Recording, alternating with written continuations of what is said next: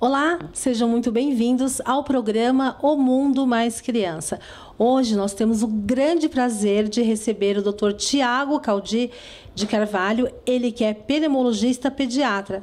Tudo bem, doutor? Tudo ótimo, agradeço a oportunidade, de estar dando essa entrevista e poder ajudar muitas pessoas a esclarecer algumas dúvidas. Doutor, nós que agradecemos a sua presença. Doutor, muitas vezes é confundida com simples resfriados. Hoje, na nossa pauta muito interessante, vamos falar sobre a bronquiolite.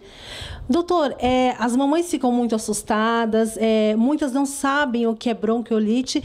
E para começarmos a nossa pauta, doutor, o que é bronquiolite? Tá.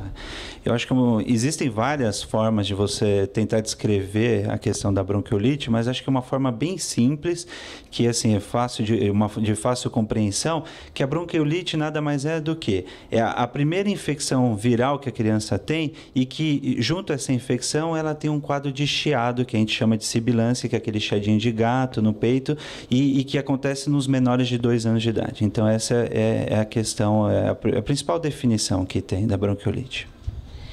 Doutor, e quais são os sintomas? São crianças geralmente menores de 2 anos, né? Quais são os sintomas, doutor? Acho que isso é bem legal, a gente colocar, porque funciona de uma forma, de uma compreensão. A questão da bronquiolite, os sintomas iniciais, eles são bem confundidos com o quadro de um resfriado. E então você tem, às vezes, uma obstrução nasal, uma coriza, uma tosse leve, uma dor no corpo. Então, esses são os sintomas iniciais. E com o passar do tempo, é onde que você tem a grande questão da bronquiolite que deixa todo mundo mais aflito, que depois de suas 48, 72 horas, começa a evoluir com um quadro de desconforto para respirar, a história do chiado, tal, que é onde que enrosca mais e é onde que deixa os pais desesperados, que até pode evoluir com uma internação, Doutor, e vamos falar sobre tratamento. Como tratar uma criança com bronquiolite? Então, a questão do tratamento, ele é assim, existem várias receitas, tem questões de automedicação e tal. O que é recomendado, eu acho que isso é bem claro, é a questão da lavagem nasal, isso é super importante, a hidratação da criança, então dá bastante líquido que ajuda a fluidificar a questão da secreção, E agora, é lógico que no passar do tempo, e às vezes algumas crianças evoluem de uma forma mais desfavorável, ela vai precisar de usar um oxigênio, mas isso em âmbito hospitalar, Então, esse é o tratamento base. Existem medicamentos que são largamente usados, mas eles são altamente discutíveis, principalmente nos guidelines, nas recomendações aí no mundo afora, que tem broncodilatador, os corticoides e tal, que infelizmente a gente vê que usam cada vez mais, mas que no final das contas eles não têm nenhuma eficácia nesse tipo de doença. Doutor, falamos em tratamento, agora vamos falar em prevenção. Como é que os pais podem prevenir a bronquiolite? Então, a prevenção, ela vem desde uma prevenção quando você vai tomar um cuidado para essas doenças da parte respiratória. Então, assim, desde lavar muito bem as mãos, Isso é uma coisa simples que a gente vê que falham bastante. Outra coisa, evitar contatos. Já sabe que tem pessoas doentes, então, lógico, você não vai expor o seu bebê a um ambiente que tem um parente, ou, entendeu? Uma coisa assim, uma criança... ela é muito mais sensível e se tiver contato com alguém doente, a chance ela receber esse vírus e desenvolver até essa bronquiolite. Outra questão, às vezes, um álcool gel, uma coisa que a gente recomenda bastante, desinfetar brinquedos, essas coisas, porque às vezes tem outras crianças brincando, deixar a casa bem ventilada, arejada, porque nessa época do ano as pessoas têm o costume de ficar tudo muito fechado e não é bem por aí. O vírus adora esse ambiente, então entrar uma corrente de ar em casa é super importante, muito pelo contrário, as pessoas acham, não, tem que ficar no frio, a criança tem que ficar super trancada, e não, é onde o vírus ele se diverte, entendeu? Doutor, uma pergunta, até mesmo particular, a criança deve evitar tomar algum líquido gelado, como é que funciona? Essa questão do líquido gelado, que as mães comentam, isso é mais ditado popular. É lógico que se você tem uma laringite e tal, você ingerir um líquido mais gelado, a criança vai piorar com a tosse e tal. Mas a causa dessa doença é um vírus. Então, ela não vem do líquido, não vem do sorvete, mas eu entendo os pais, eles mantêm com essa tradição que vem dos avós, e eu acho que tem que manter mesmo, para não ficar tomando toda hora sorvete e tal, mas é mais porque a criança tem que seguir uma dieta correta, que senão a criança não para de tomar sorvete, mas não é ela que causa isso, né?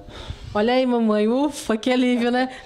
Mas continua com essa mentirinha que é importante, só para ela segurar na rédea, né? É verdade, doutor. Doutor, muito bem falou sobre a automedicação. Ela pode ser muito perigosa, não, doutor? Isso eu sempre deixo muito bem claro, né? As mães procuram em vários sites, hoje em dia com esse mundo moderno, é muito fácil você obter informação, só que essa informação que é obtida, ela não passa por nenhum critério, né? Não tem nenhum cuidado, não é nada averiguado sobre isso. Então, o risco desses medicamentos, eu posso usar um exemplo da cortisona, que é muito usado, né? Esses corticoides, que pode atrapalhar na questão do crescimento da criança, no desenvolvimento, criança entrar em puberdade antes do tempo, ela cresceria mais, ela vai crescer menos com o uso indiscriminado, então mexe com a questão de imunidade, então um uso por um corticoide com um tempo muito prolongado, ela vai ficar mais fácil para ela ter uma infecção. Então, assim, são várias coisas que a gente precisa pensar com muito carinho e deixar isso bem claro, o perigo, né? Principalmente. Prestar muita atenção. Doutor, agora a nossa grande pergunta: quando procurar a ajuda do especialista? Tá.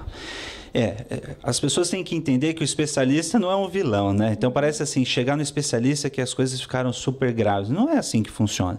Eu acredito que a mãe tem que ficar atenta a algumas coisas. Por exemplo, você tem um episódio de uma bronquiolite e aquilo evoluiu bem, a criança passou disso super tranquilo, teve um susto inicial, mas não teve mais. Eu acho que tranquilo ficar com o seu pediatra e tal, tudo bem.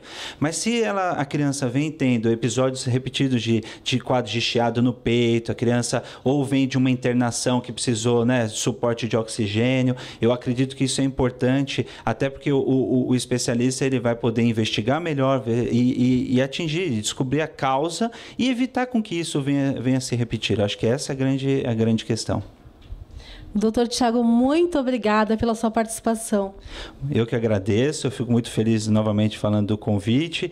Eu acho que esse tipo de iniciativa é super importante para informar os pais, né? Que tem muitas informações, mas é isso, a gente está aqui sempre disposto a poder ajudar. Eu acho que isso é um canal bem legal que eu incentivo e muito. Obrigada. Obrigado. Eu vou ficando por aqui até o nosso próximo encontro, O Mundo Mais Criança. A informação com responsabilidade, é claro, aqui você acha.